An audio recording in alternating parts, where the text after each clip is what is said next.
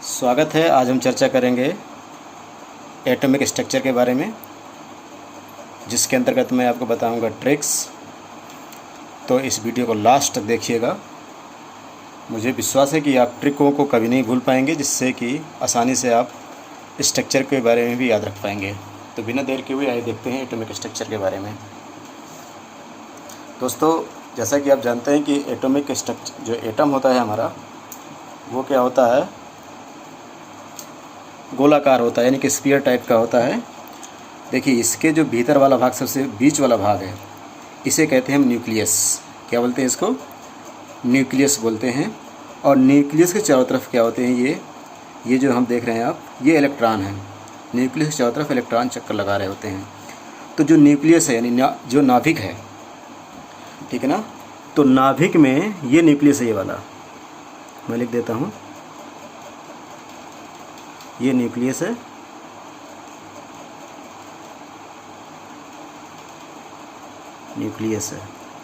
Nucleus या नाभिक कहते हैं हिंदी में। ओके, तो न्यूक्लियस में रहते हैं न्यूट्रॉन एंड प्रोटॉन, और न्यूक्लियस के चारों तरफ इलेक्ट्रॉन क्या करते हैं, चक्कर लगाते रहते हैं, रिवॉल्विंग करते रहते हैं। ये इलेक्ट्रॉन है सभी आपके।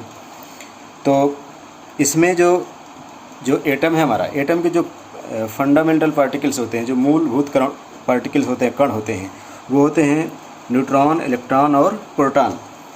दोस्तों, देखिए, सबसे पहले यहाँ पर उसको याद रखने के लिए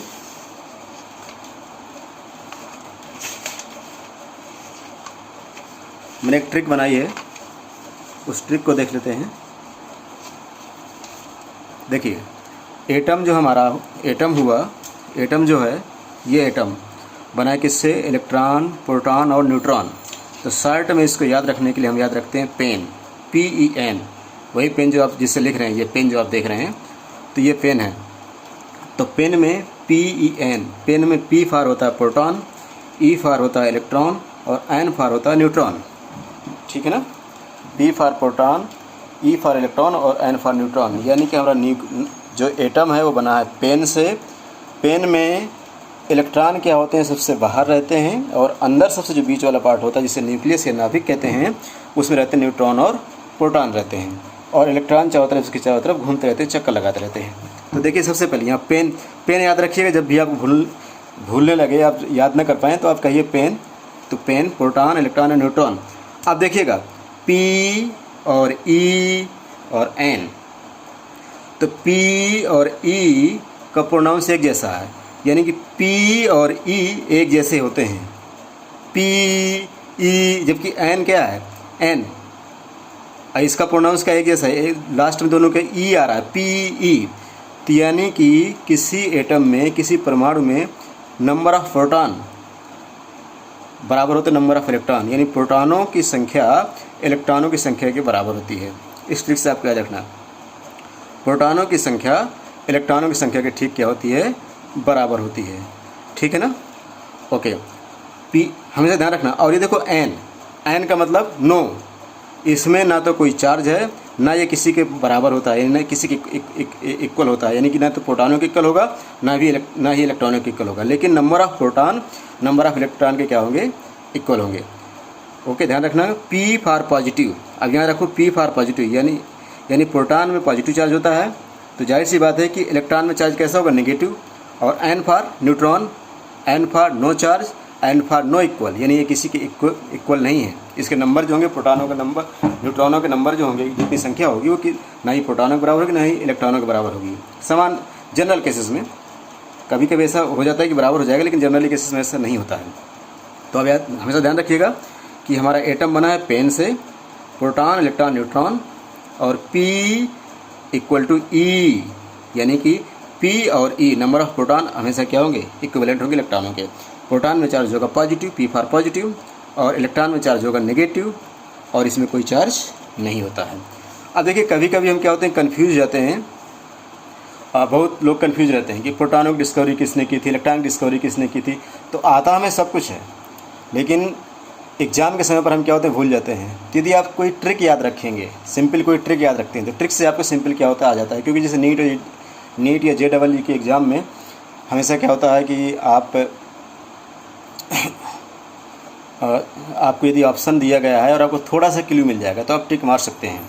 तो देखिए, सबसे पहले हमें प्रोटॉनों और इलेक्ट्रॉनों को डिस्कवरर याद रखने के लिए मैंने एक ट्रिक बनाई हुई है। उस ट्रिक को आप ध्यान से देख सकते हैं। ये ट्रिक है, देखिए, ईंट पर नाच। आप देख रहे हैं इस ट्रिक को, ईंट पर नाच, ईंट पर नाच। ओके, ईंट जानते होंगे, ब्रिक्स, जिससे घर बनता है उसे ईंट कहते हैं हम हिंदी में।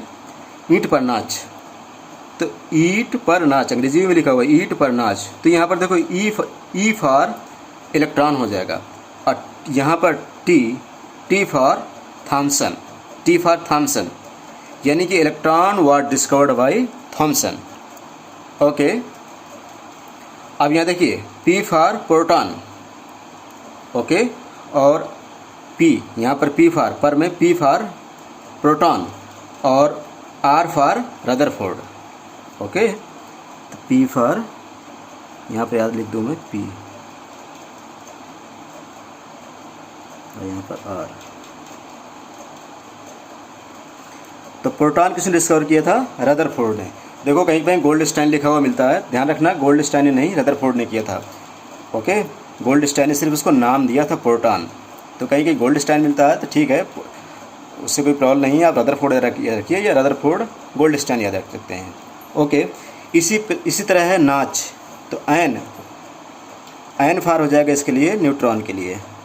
ओके, और यहाँ पर ये सी एच जो दिया है, यहाँ पर सी दिया है, सी से हो जाएगा Chadwick.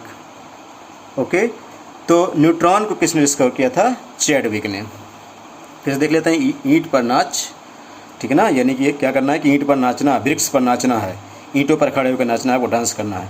E for electron, T for Thomson या थॉमसन, और P for proton, R for Rutherford, R for Rutherford, N for neutron, और ये और सी एच फॉर या सी फॉर चैडविक। दोस्तों, मुझे विश्वास है कि आपको ट्रिक अच्छी लगी होगी, और जो मैंने एटॉमिक स्ट्रक्चर के बारे में थोड़ा सा बताया वो भी अच्छा लगा होगा। यदि आप कुछ हमसे सपोर्ट चाहते हैं तो जो व्हाट्सअप नंबर दिया गया है उसमें हमसे आप कांटेक्ट कर सकते हैं, व्हाट्सअप कर सकते हैं, हम आपकी ज़रूर हेल्प करेंगे। धन्यवाद।